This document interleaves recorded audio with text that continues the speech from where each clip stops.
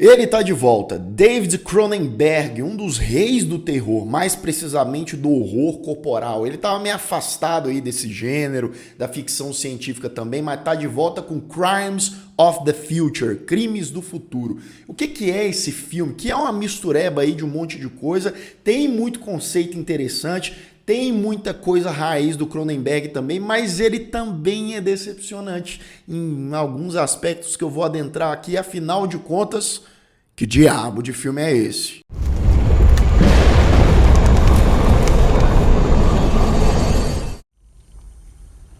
That's disappointing. It's not very dramatic.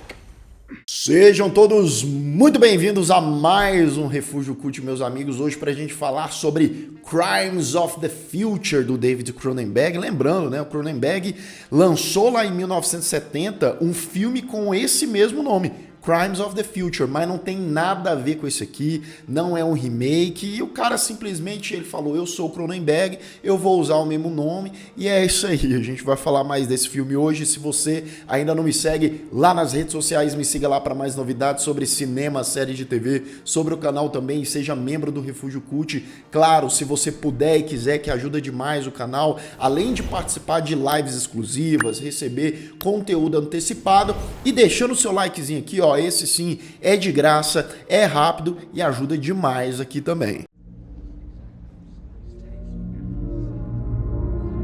Crimes of the Future começa num futuro que não é muito preciso e tal. Você tem ali uma mãe e o seu filhinho. Eles estão numa casa de praia, o menininho ali de boa e tal. Esse menininho tem um costume meio diferente, ali, uns comportamentos diferentes, que você já fala, opa, né? E aí o final dessa cena já é impressionante, já dá uma chocada, que você fala, meu Deus, por que isso aconteceu? Não vou adentrar isso, né, só na parte com spoilers, mas o filme corta pro Sol e pra Capris, né, que é um casal ali, eles não são casados, eles são parceiros ali profissionais que fazem performances artísticas bastante bizarras, bastante peculiares. A gente tá falando de um futuro aqui onde as pessoas, elas não sentem mais dor, não tem aquela coisa orgânica como a gente sente, isso muito pela alteração do ambiente, a questão da poluição e tal, então alterou muita coisa nas pessoas. O Sol, que é esse cara feito pelo Viggo Mortensen, ele é um cara que sente dor o tempo todo, que é uma das poucas pessoas, né, que ainda tem essa coisa mais humana como a gente conhece, e ele usa isso como uma espécie de show para as pessoas. Como assim, Lucas? Pelo amor de Deus. Ele e a Capris, feita pela Léa Seydoux, eles reúnem ali uma plateia, a galera paga, e aí ela fica realizando cirurgias no cara, né? Porque ele tem um negócio de desenvolver ali órgãos e tal. Também não vou adentrar tanto, mas essa é a premissa básica do filme.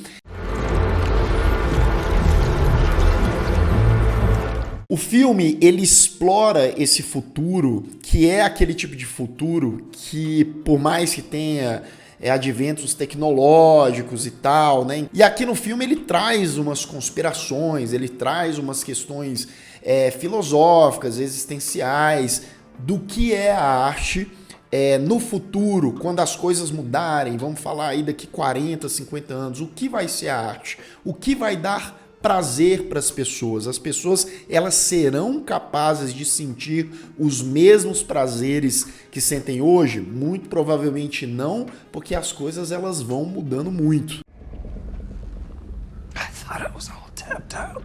O filme, então, na sua primeira metade, abraça essas temáticas de uma maneira bem pertinente, porque é equivalente a muita coisa que a gente já vive, né? Essa busca incessante do ser humano por cirurgia plástica e nunca tá satisfeito, e muitas vezes sentir o prazer, nada mais importa. Então isso é explorado, claro, de uma maneira sádica, né? De uma maneira intensa, sombria, como grande parte dos filmes do Cronenberg.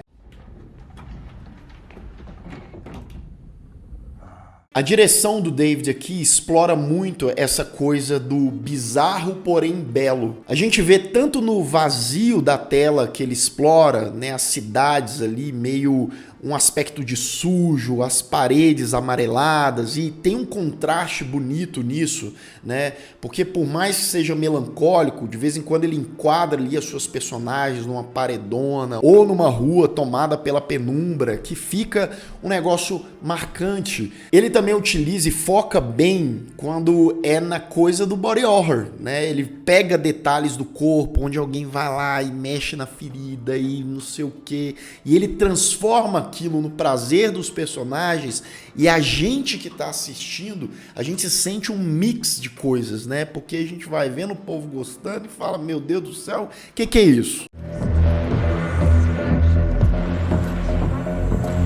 As interpretações do Viggo Mortensen, como ele faz esse cara que sempre sente dor, ele não consegue comer direito, ele come umas coisas nojentas, sabe?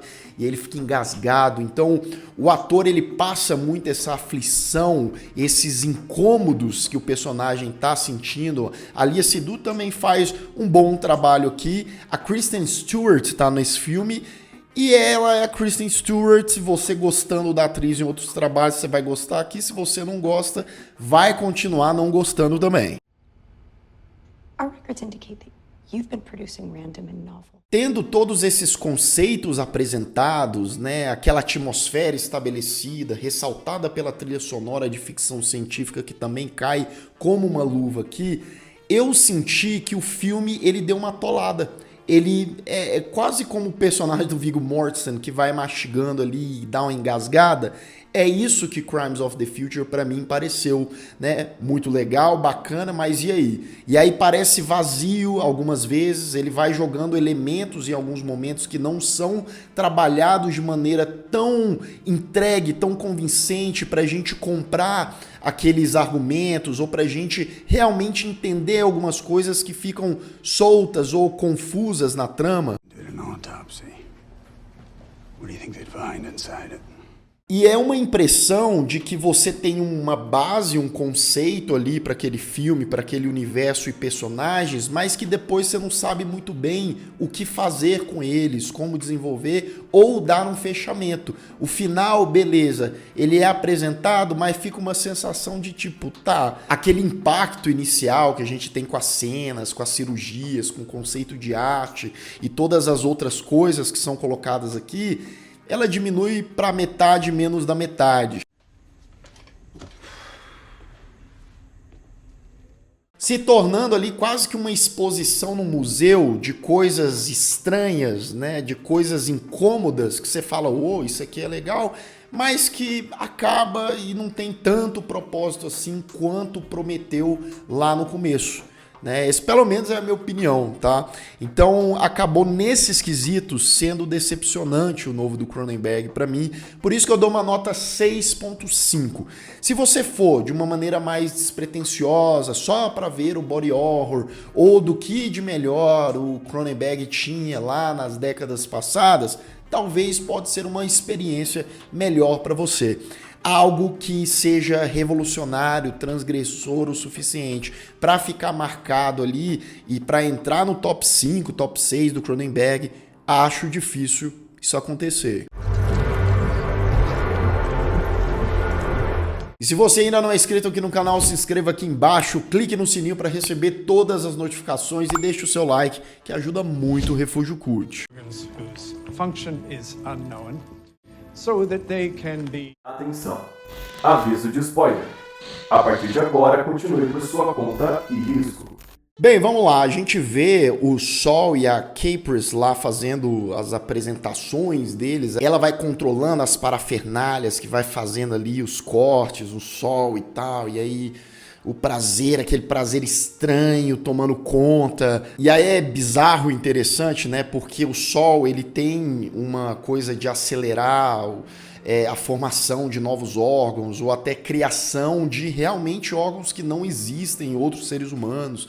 E aí eles são retirados ali, então uma espécie de evolução humana, né? Então isso é exposto e as pessoas ficam impressionadas e vai além, tá? Porque a mina também faz tatuagens ali nos órgãos do bicho, que é uma parada deveras peculiar.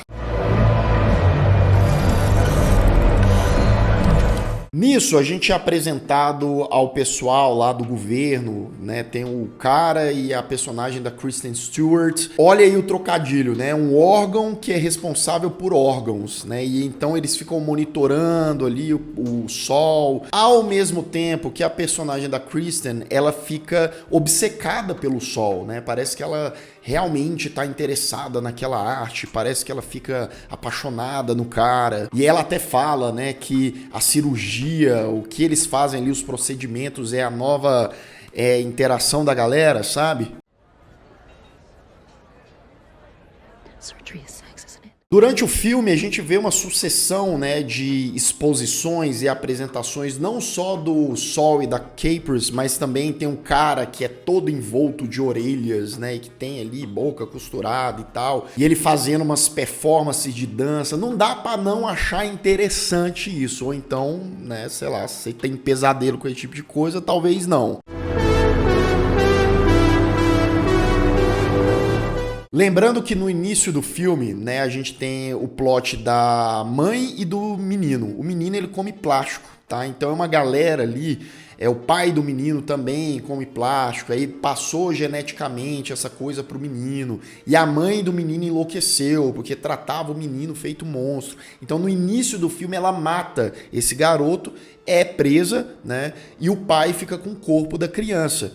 Então é um grupo de revolucionários ali que tem essa coisa de eles conseguem comer plástico e eles consideram como uma evolução humana. Quem sabe aí o filme falando, né?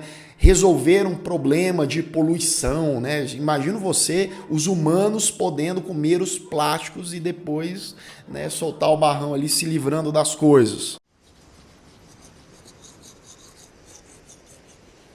Então o Sol, ele dá de cara com o pai desse garoto, e o pai do garoto vira pra ele e fala: eu quero que você faça uma apresentação com o corpo do meu filho. Aí você fala: meu Deus, o que é isso, né?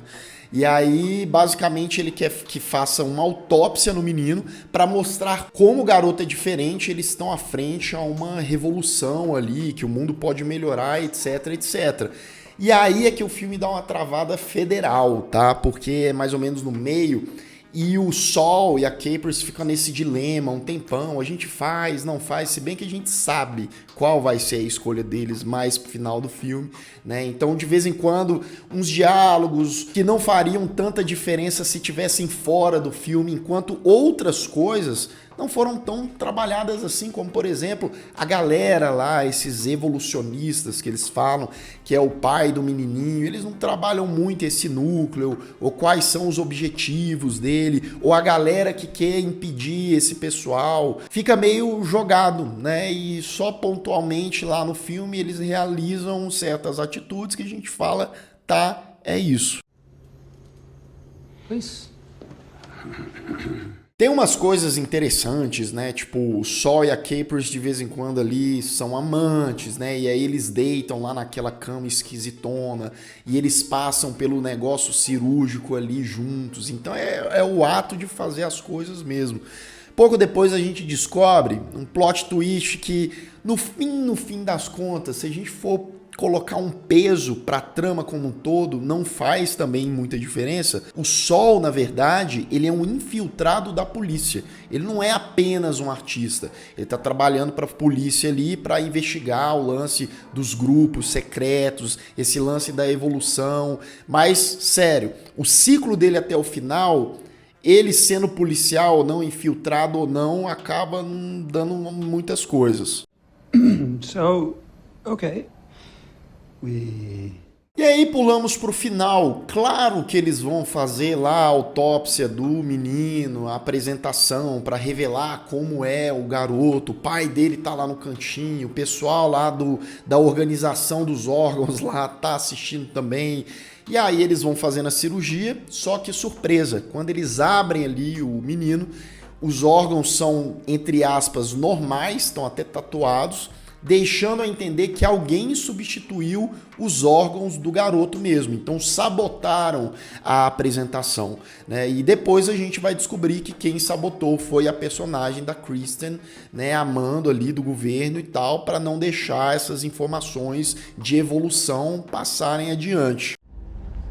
For her, The body was not empty of meaning. Tem também um negócio meio jogado assim no filme, que é aquelas moças que trabalham para a empresa, né, lá das camas doidonas, que matam um pessoal. Inclusive, elas matam no final do filme o pai do garotinho, né, para ele não interferir ali e não deixar vazar mais informações. E aí, o que rola, né? Como elas são de uma grande corporação que não tem interesse que os seres humanos sejam autossuficientes, etc. Então, por isso que provavelmente estão eliminando o pessoal que ameaça isso. Bem, a última cena do filme é o Sol lá na cadeira dele, cheio de doce, mexendo pra lá e pra cá e não conseguindo comer. E a Capers, vendo lá o sofrimento dele, pega uma barra de chocolate produzida pelos evolucionistas lá. E aí você fica se perguntando, né, o que é essa barra e tal. Bem, parênteses, o filme não explora tanto isso também, mas a barra de chocolate é produzida por coisas tóxicas, poluição e tal. Então a galera que tinha ali, né, digamos assim, o estômago blindado, que conseguia comer plástico e poluição e tal, comeria aquilo ali, né, eliminando aquilo ali, e para eles não ia fazer diferença nenhuma. Você fica pensando, meu Deus, será que o cara vai morrer? Será que ele também é evoluído?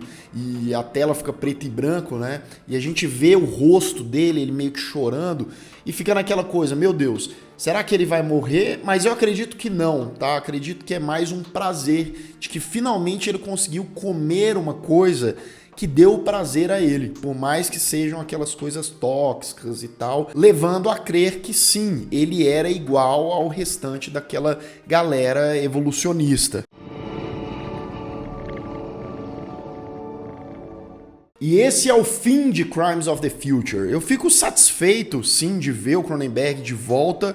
Tinha uns anos já que ele não lançava filme, principalmente, né, na pegada de terror, ficção científica, mas eu esperava que essa questão do roteiro fosse um pouco mais coerente, um pouco mais marcante. E você assistiu o filme? Para você foi o suficiente? Para você marcou o filme? É um filmaço? Deixa aqui nos comentários. Caso você tenha se decepcionado também, deixa aqui a sua opinião. E eu vou ficando por aqui. Caso você tenha perdido os outros vídeos do canal, ó, estão aparecendo bem aqui do meu lado. É só clicar e assistir. Caso o YouTube não tenha te mandado, um grande abraço e até mais.